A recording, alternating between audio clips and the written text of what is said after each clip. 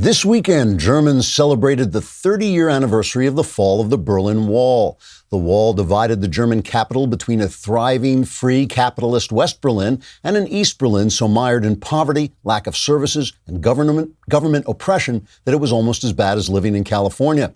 The wall was built in 1961 when the Soviet socialists who ruled East Germany realized that if they taxed people at the levels proposed by Elizabeth Warren, those people would leave and take their wealth and productivity elsewhere.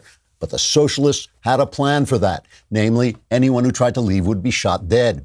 This policy continued through 1988 when Bernie Sanders honeymooned among the Soviets. So as Berliners celebrate the fall of the wall, perhaps they should also remember the good times, like when Bernie sat bare-chested with their Soviet oppressors and sang, "This land is your land, and so is Poland, and so is Czechoslovakia, and so is Hungary and East Germany," and, well, you know the rest of the lyrics. On a side note, Bernie returned from his visit to the Soviets and said of the USSR and the U.S., quote, and this is a real quote, "Let's take the strengths of both systems, let's learn from each other," unquote, which would have made for an interesting country, seeing as the strengths of the U.S. are freedom and capitalism, and the strengths of the Soviet Union were socialism and its necessary results, poverty, oppression, slavery, and mass murder. The Berlin Wall finally collapsed when the Soviets were confronted by Ronald Reagan, a freedom-loving president the American press hated so much they attacked him relentlessly and even tried to organize his impeachment. Thank heavens nothing like that could happen today. In fact, as we celebrate the fall of the Berlin Wall, it's nice to know that we've learned so much about the evils of socialism, it has been relegated to the dustbin of history and the Democrat Party platform. Trigger warning, I'm Andrew Klavan, and this is The Andrew Klavan Show. I feel hunky-dunky, life is tickety-boo. Birds are winging, also singing hunky-dunky-doo. Ship-shaped, ipsy-topsy, the world is zippity-zing. It's a wonderful day, hurrah, hooray! It makes me want to sing. Oh, hurrah, hooray! Oh, hooray, hurrah! All right, happy Veterans Day. We're going to talk about Veterans Day, but first, the news this week is likely to be dominated by the impeachment hearings, which I think begin on Wednesday.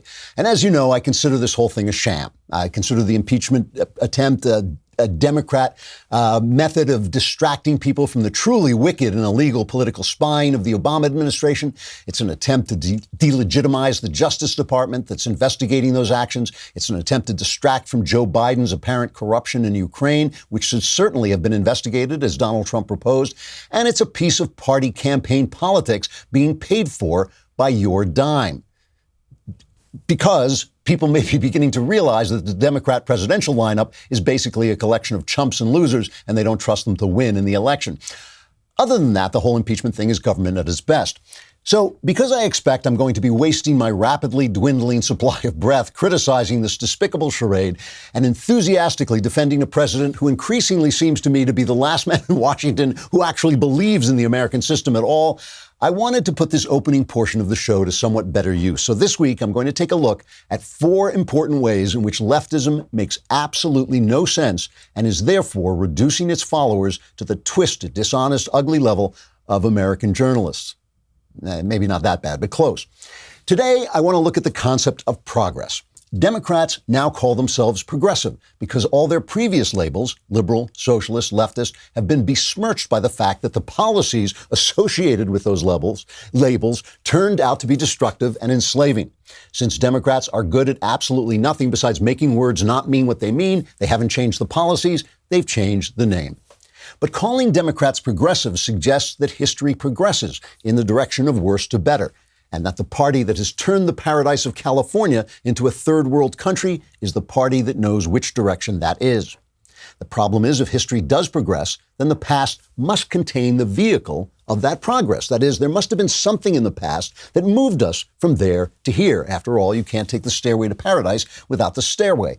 This means that something about America in the past must have been very, very good if it could have created today's progress. And the notion that America is built on utterly racist, sexist, and otherwise bigoted principles can't be true. After all, if it were true, how could we have progressed at all? If everything in America is based on black slavery, the way they tell us in the New York Times, who was it who freed the black slaves and why? Spoiler alert, it was white people who fought to set them free, and they did it because of their Christian values. If American ideas silenced women, how come women keep talking? and talking. It was men who granted women those rights because that was in keeping with the ideas behind the American Constitution. And if gays have now gone from being the outlawed but witty and fabulous people they used to be to the free and irritating fascists they are today, who was it who set them free? And again, why? It was the majority straight folks. And they did it because they knew it was right because of their American sense of fairness. The fact is, if things have gotten better, richer, and freer in this country, if things have indeed progressed, it must be because the institutions and traditions on which this country was built contained within them the instruments of their own betterment and ours, and that therefore further progress should be brought about by preserving those institutions and traditions, not betraying them into the hands of a group of people like the left who think our glorious past is nothing but shameful and destructive. To say this country is utterly hateful in its founding but has somehow magically progressed is a nonsense, and to turn this country over to people who believe that nonsense and hate the country would be an even greater nonsense. Maybe the former liberals, leftists, and socialists who now call themselves progressives should change their name once again to knuckleheads. Just a suggestion. Just a suggestion. Here's a suggestion for a wonderful gift you might want to give somebody from Paint Your Life. They will take a photograph of you, of your pet, of your family, whoever you want, and they will turn it into a painting, as they did for me. I'm holding it up right now. Now, they can't make you as beautiful as this. They're not magicians. They're only painters, but they will give you a beautiful handmade painting. This is not something they do with a machine. Somebody actually paints this, and it makes a perfect holiday gift, also great for birthdays, anniversaries, and weddings. You choose the artist you like. You look at her work or his work. The one you admire is the one you choose. And throughout the process, you get to consult until every detail is just the way you want it. And there's no risk. If you don't love the final painting, your money is refunded. It's great for decor. It's a work of art. I plan to hang it up here because if I left it at home, I was afraid my wife would use it for target practice. Just a joke, honey. But anyway, it really is nice. It's a nice thing, especially for your family or your kids, something that you can really keep a keepsake. And right now, as a limited time offer, you can get 30% off your painting. That's right, 30% off and free shipping. To get this special offer, text Andrew to 64,000. That's Andrew to 64000. Text ANDREW to 64,000. I like the way they spelled out my name, so you don't have to figure out how to play it. Not that one. Not that name, the other name. Also, while we're talking, Another Kingdom is out for everyone today. I think this is episode 7 or 8. I'm so confused because I'm preparing them ahead of time and getting them done. But it's exciting stuff. People are just loving this. It has incredible numbers. I think you will love it too. Please turn it on, and you can get this one is for everybody. Friday, subscribers get it. Mondays, all the rest of you people who can't spare even a nickel to support this operation will still be given a free listen. Let's talk about Veterans Day, which used to be Armistice Day until the 50s, and is still in Britain, where I lived in Britain for many years. And in Britain, they wear those little poppies, which is part of a poem that was written about the poppy fields, the poppies that grew up fertilized by the bodies of the dead, really.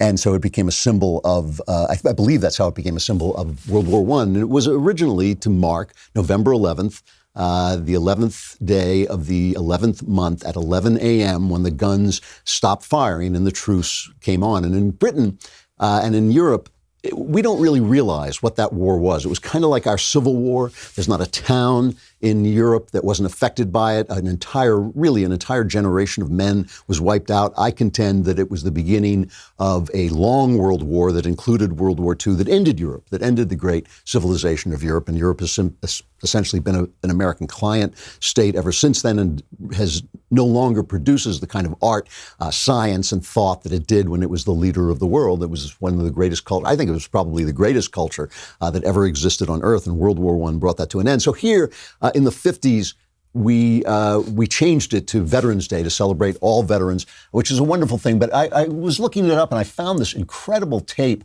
which is the tape of the sound on the front, on the American front in World War I, as the guns stopped at 11:11 at 11 o'clock on 11/11. And you have to imagine that these guys have been out there for years. They've been stuck in these trenches. They're covered in rats. They're covered in sores. Their feet are always wet. They're always in danger of their head being blown off if they pop their head over the side. And every now and again, they're sent into these useless charges. And these guns have been going forever and ever and ever. This is where the idea of shell shock came from. People coming back from these horrible conditions, basically broken and insane. And one of the things they frequently talked about was the relentless shelling year after year, day after day, minute after minute, year after year. It never stopped. This dangerous shells, and sometimes those shells would hit and kill the guy next to you if it didn't eradicate you. Here's the moment, the actual moment on 11/11, 100 years ago. It's exactly 100 years ago when the firing stopped.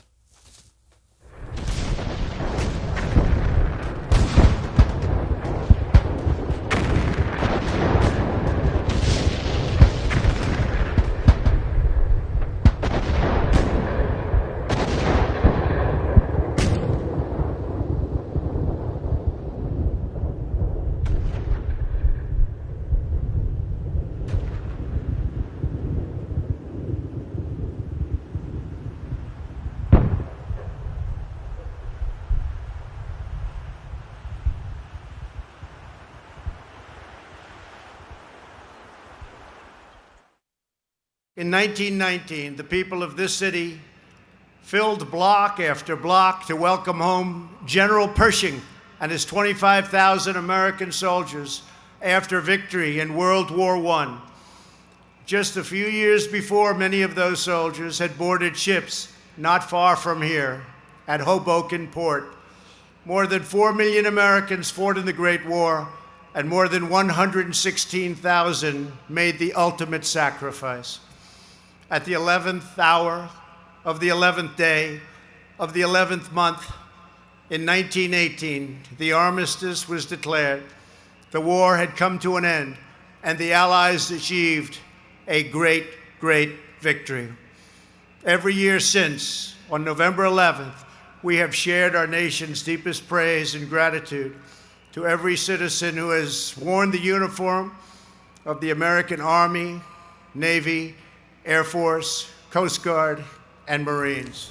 And that, of course, is your president making his Veterans Day speech and remembering that 100 years ago. And, I sometimes think that this holiday should be renamed to something like Thanksgiving, unless somebody else is using that, because it really is a moment of remembering that everything we do is dependent upon the people who keep us safe. The military, certainly in the world, our police at home, ICE agents who defend us at the border guards who defend us at the border. All these things that we do are dependent upon the peace that they keep.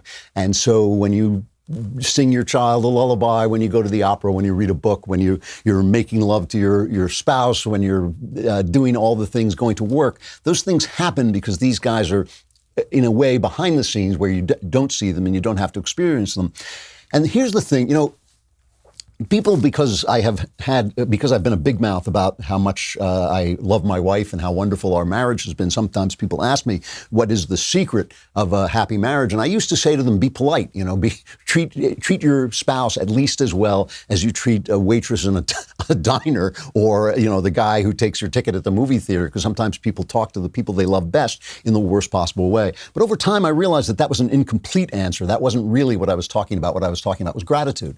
Gratitude for all the things that your spouse does for you that become background noise. Are you kidding me, bro?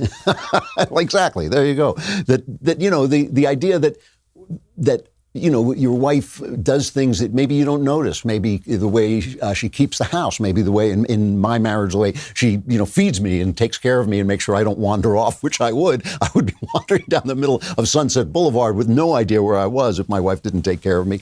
And that she returns that thanks for the little things like the fact that the lights go on because the bills are paid, and that when it rains, the rain doesn't touch us because we have a roof over our head, and the things that I do that become invisible. And the whole thing about gratitude is that gratitude is more for you than it is for the person. You always think of that, you should be thankful so that people feel that they're appreciated, but you should be thankful so that you can see how you live.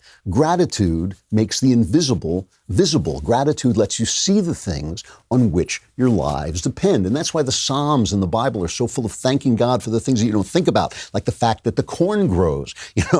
That's kind of nice. Thanks God. It just didn't have to be that way. It could be, there are such things as droughts. There are such things, especially if you live in California where they mismanage the water. There are all these things that happen. And one of these things that we forget is the fact that we are always, always being defended by people making sacrifices, risking their lives, and out there. And it's a good thing for you for one day to remember that everything you have is dependent on that. So when this is especially true on these universities where these loudmouths shout about how oppressed they are, these people who've never done anything for anybody, they haven't had time. They haven't had time to learn anything. They haven't had time to do anything. They haven't created anything. They haven't built anything. They haven't contributed anything. And yet they're screaming about how oppressed they are. They're already in the top, at least third of the people that they're getting a college education.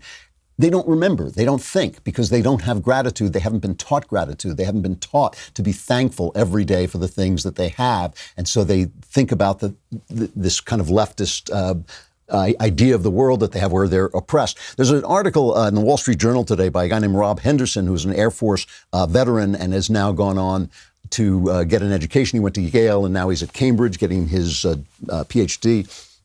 And he says that a fellow military veteran asked me a couple of years ago, this is Rob Henderson talking, he says, don't you ever feel like a sucker for serving? Henderson was now a senior at Yale, and he says, like me, this guy who asked me this question had recently completed his service and was studying at a top university. He said he was mystified, observing that the predominantly working and middle-class people in the military swear an oath to defend with their lives the U.S. Constitution, including the First and Second Amendments. Meanwhile, affluent college students regularly trash the First and seek to dismantle the Second Amendments. Are veterans being duped, he questioned, into believing they are upholding American values while the richest kids in the world, the ones being groomed for success and power, try to undermine them? You could understand why they would feel this way. And Henderson goes on to say, he is not the only one who feels that way. Many veterans I know who enter college are bewildered by what they see. Students from the top income decile expressing derision for the values that service members signed up to defend. Perhaps they could be forgiven for feeling like suckers. This article ends, this Veterans Day, we can reflect on the sacrifices made by those who volunteered to defend the United States. But let's also find time to consider that these sacrifices were undertaken to defend values that our ruling class in waiting seeks to undermine. Many students at elite colleges are duping themselves. They don't realize that they are protected by the very principles they despise and the people to whom they condescend. And of course, this is the thing. All these students want to make the world a better place, but you can't make the world a better place if you don't understand the world, if you don't see it realistically. And without gratitude, you are not seeing the world as it is. Without gratitude, you're just a spoiled brat, because all the things that you have were given to you. Every single one of them was handed down to you, bathed in blood. Every right you have, every dollar you spend, every happy day that you spend in America is a gift that was given to you by people who fought for it and fought to defend it. And so your gratitude is for you. Your gratitude, it's not for them. Most soldiers, I think, feel uncomfortable when they're thanked. I've noticed this because I've thanked them. They get, thank you for your service, thanks very much, whatever, let me go my way.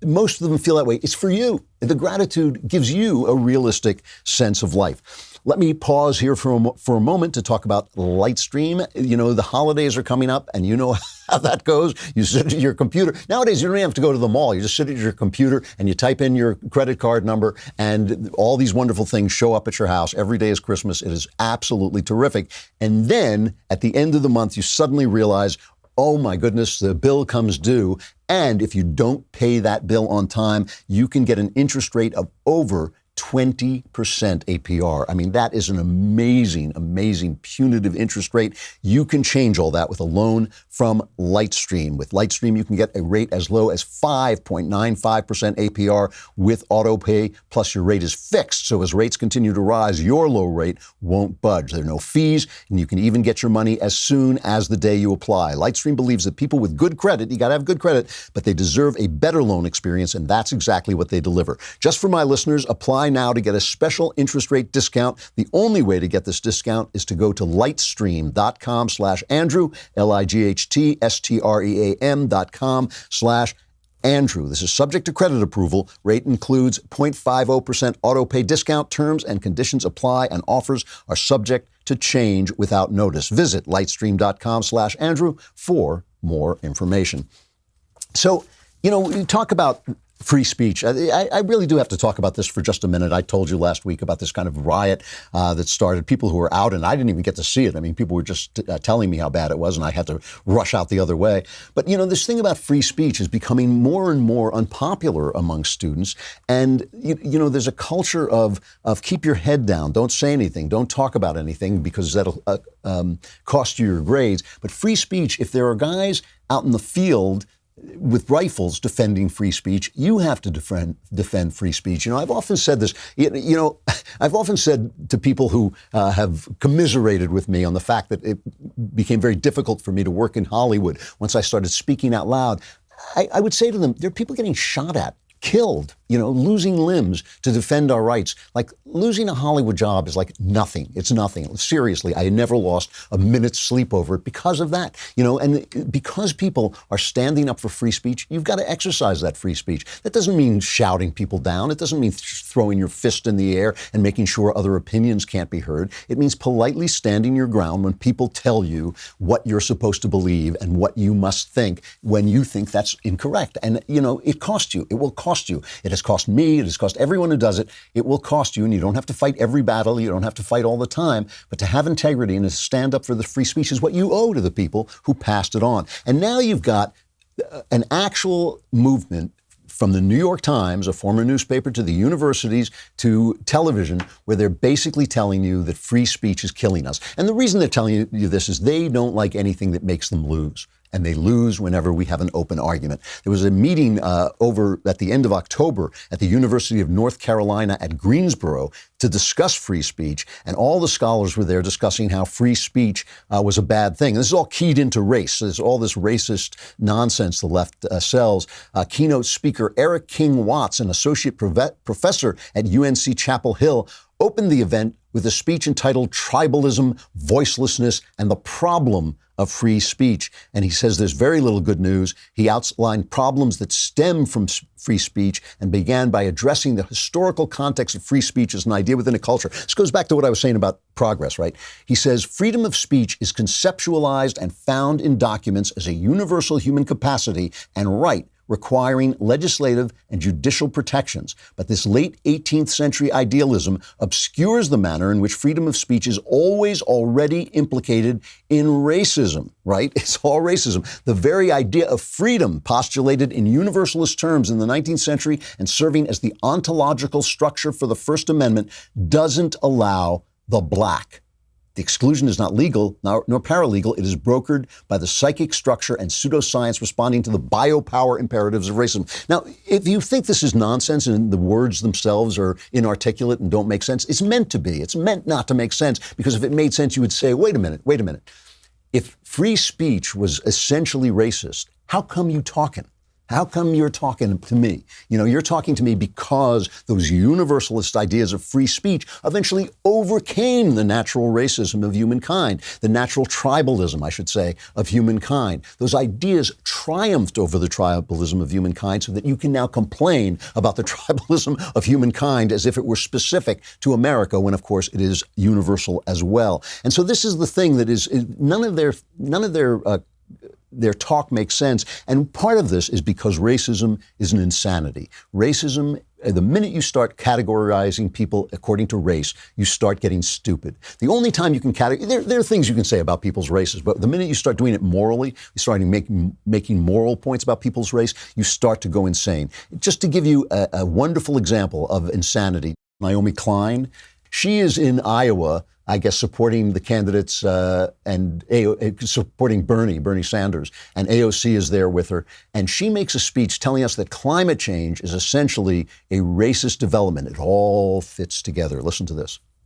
The fires that force millions to flee their arid lands, the fires that intensify armed conflicts, which also fuels migration, displacement, which is then used as fuel for those fires of hate. We are in a cycle now. Do you see this? It fuels the arguments for further militarizing borders and incarcerating migrants and tearing children from their parents. And it's even more frightening than that, because we are now seeing fascist and neo-fascist political figures in Europe, but it's seeping into North America as well, drop the charade of climate change denial and instead cast the global ecological crisis as some kind of divine corrective, a way of cleansing the world of lesser humans. We cannot win this fight without battling white supremacy. She was making a speech in which she basically claimed that the climate is now racist. The climate is now a problem of whiteness. And then AOC had this to add. So here's the deal. And what it also, and so the deal is, and here's the deal. The deal, I've got so much going on in my mind because I'm just talking to you all this evening. I am told this is a garbage disposal. I've never seen a garbage disposal. I never had one in any place I've ever lived.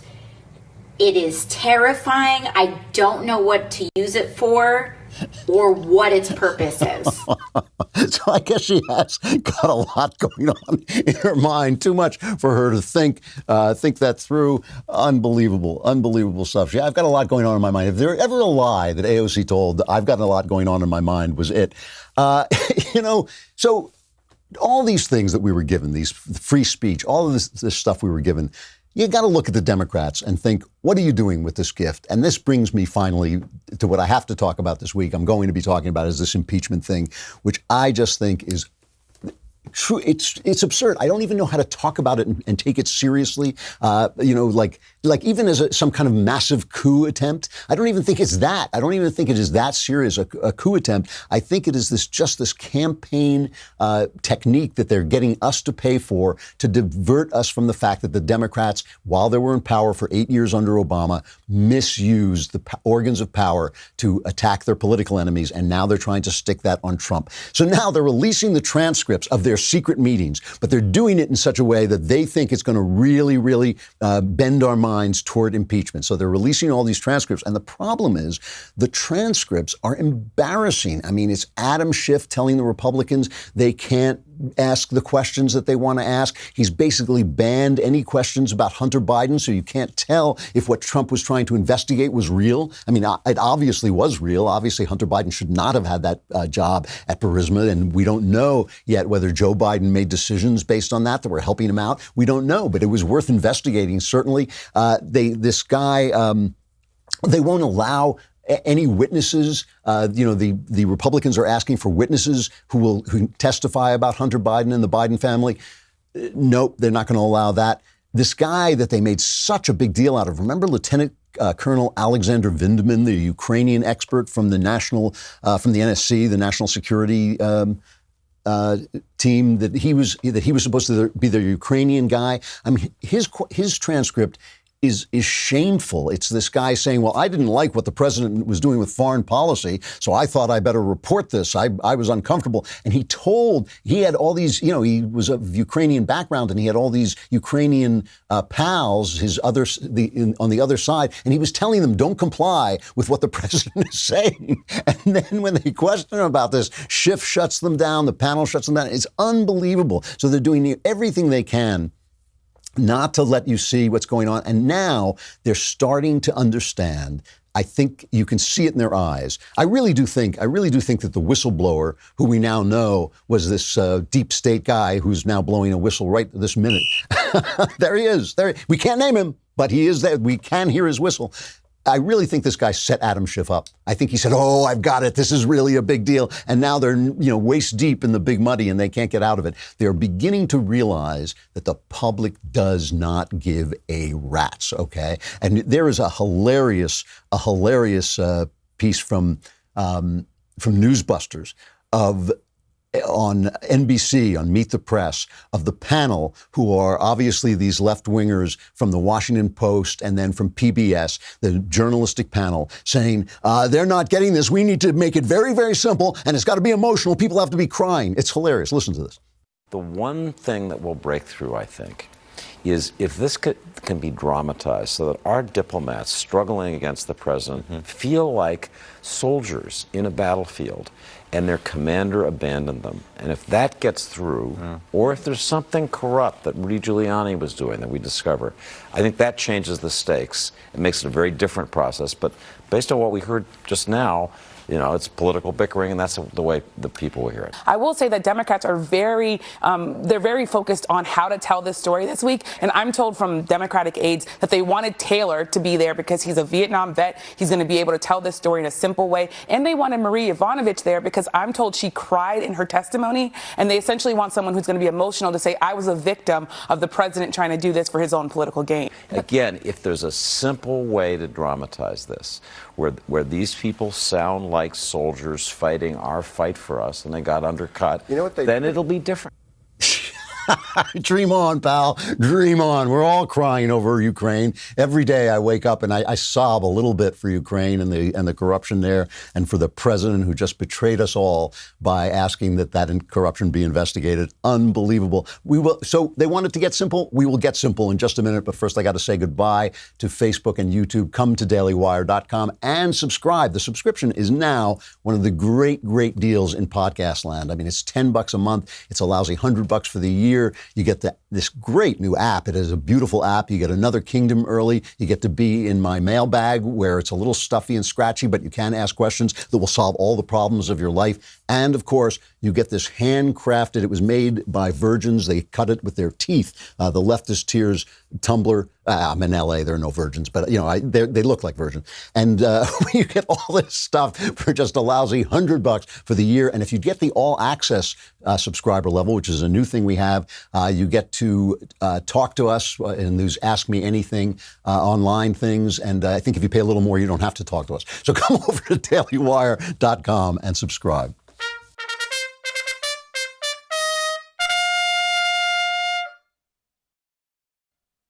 So the entire narrative, they keep wanting to simplify the narrative of the impeachment, but the entire narrative is ridiculous. First, we have to say that Barack Obama bugged Trump Tower and sent spies into the Trump campaign, and that was great. That was great. But Donald Trump offhandedly asked Ukraine to investigate the corruption that included Joe Biden and his son, that may have included Joe Biden and his son. That's impeachable. So that's the first thing. Second of all, we know we have Biden on tape saying that he held up Ukraine. Held up aid to Ukraine until they fired a prosecutor. So we know that quid pro quo is not a problem, but this word quid pro quo keeps coming out of their mouth. Rand Paul was on with Chuck Todd, again, Meet the Press, and Todd is desperate to make this make some kind of sense. He hammered Rand Paul while bringing on the Democrats and asking them questions like, are the Republicans trying to sabotage this project? But Rand Paul makes the simple point that this thing is not going to fly.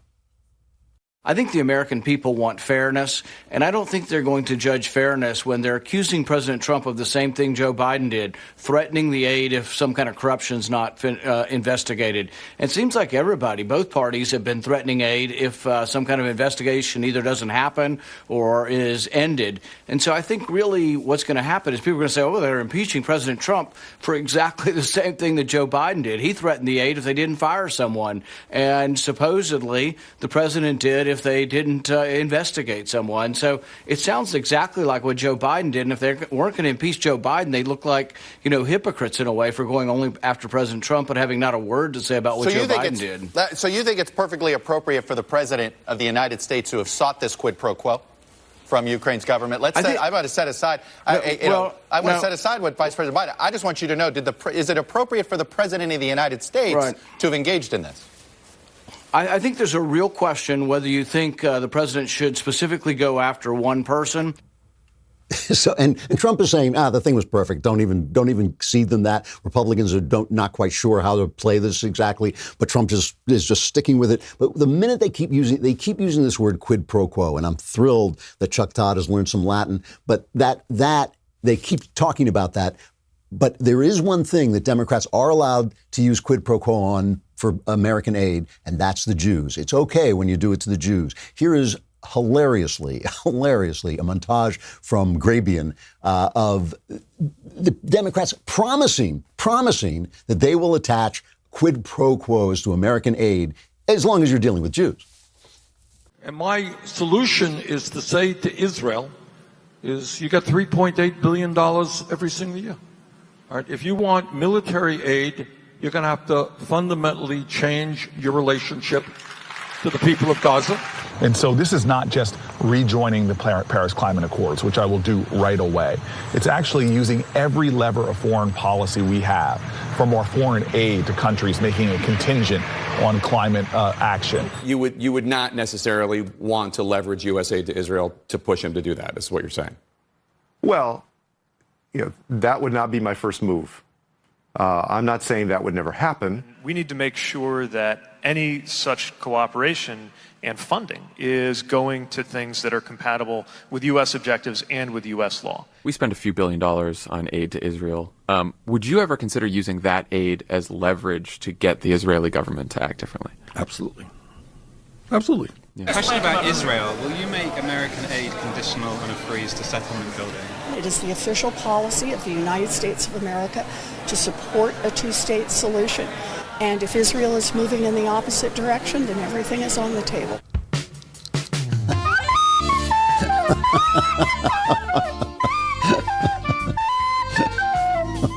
That's the whistleblower. That is the whistleblower revealing that, in fact, Democrats love a quid pro quo when it's happening to the Jews, as they used to say in Rome. When it's happening to the Jews. It's just amazing to me. And Trump loves this stuff. I mean, the thing about Donald Trump, I know it's making him angry that he's been hampered like this and harried like this from pillar to post. But I think he loves the fight, and he loves the fact that he can feel, I think, that they are just being humiliated. And everybody keeps saying, they have to go through with this now. They have to go through with this impeachment. They're going to get to it before Thanksgiving. They want to push this vote. But I don't know about this. Maybe so. It's like I'm not trying to predict the future, but I just know that Mitch McConnell, Cocaine Mitch, is in there in the Senate just waiting for them, because if they don't think he's not going to call the witnesses about Joe Biden, if they think he's not going to hold up the vote so that they all have to come back to the Senate when they should be out campaigning, if they think he's not going to use every weapon that is available to him to answer politics with politics,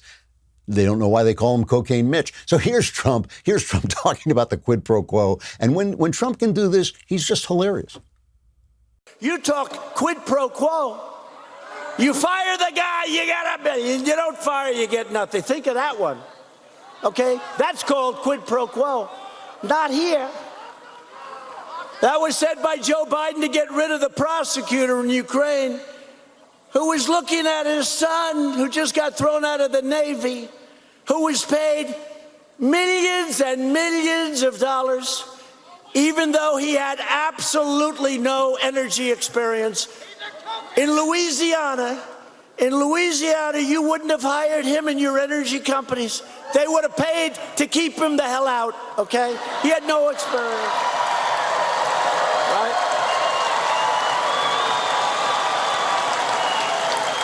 How old is your son? How old is that young man there? How old are you?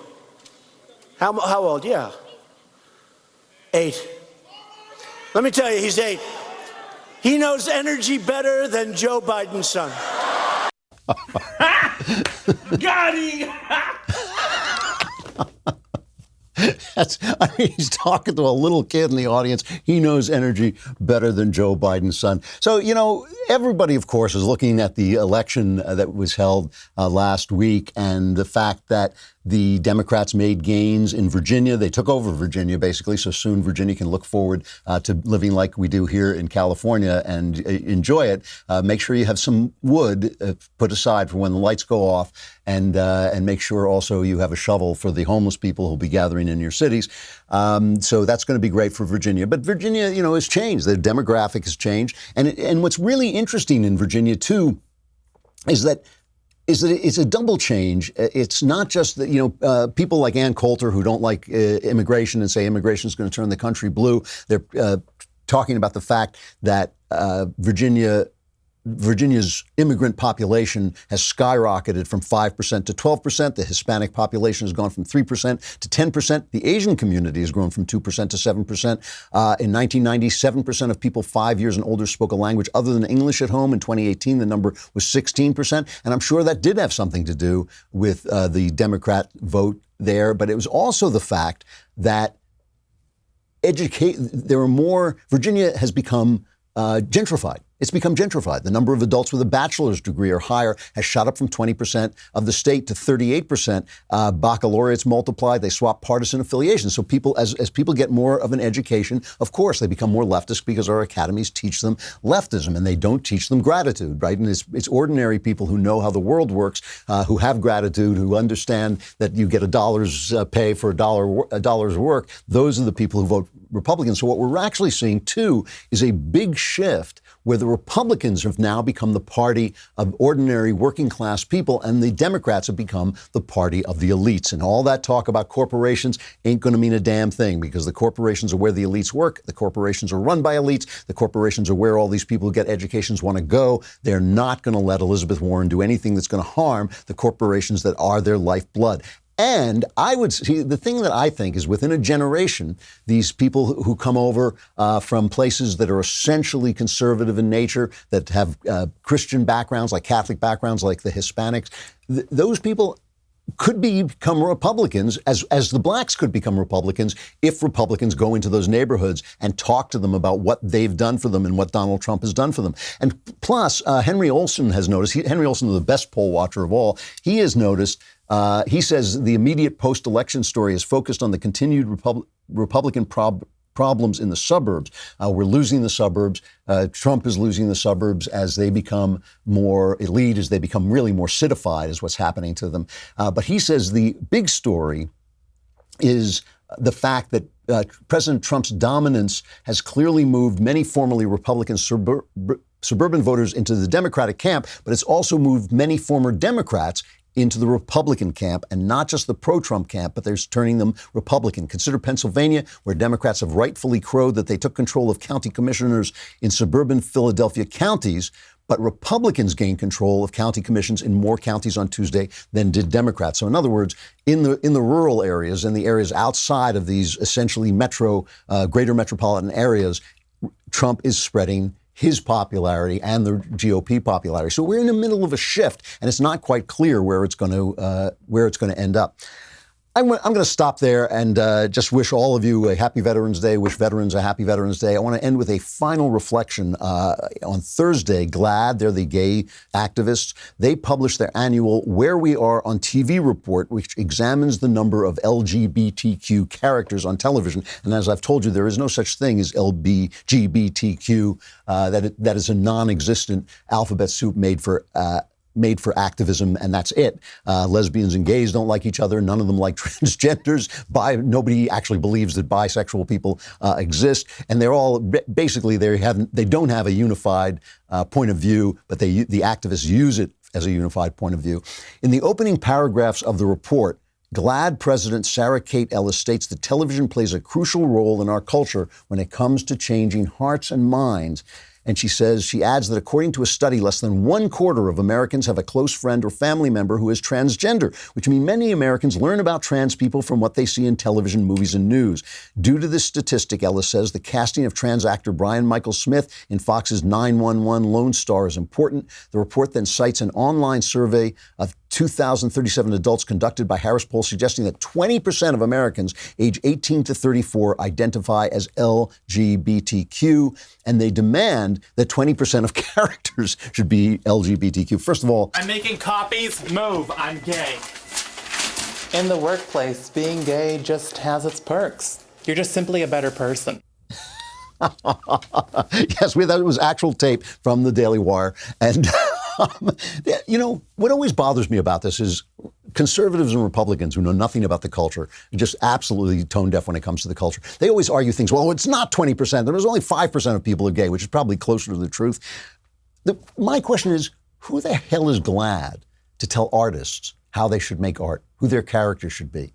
I'm an artist. I have a muse. I do what my muse tells me to do. Who the hell are they to tell my muse what the muse should think? You know, these people think that their concerns should govern everything, including what pronouns I use. Who are they to tell me what to say? Who are they to tell me what to create? If we have a free world of free artists and free speech, then we have to trust that good ideas will rise. This way, all we have is oppression, and the battle is already lost. Because believe me, once you put the hands of oppression into the government, once you put the power of oppression into the hands of the government, you too will be ultimately oppressed. All right, we got to end there. We will be back tomorrow. I'm Andrew Klavan. This is The Andrew Klavan Show.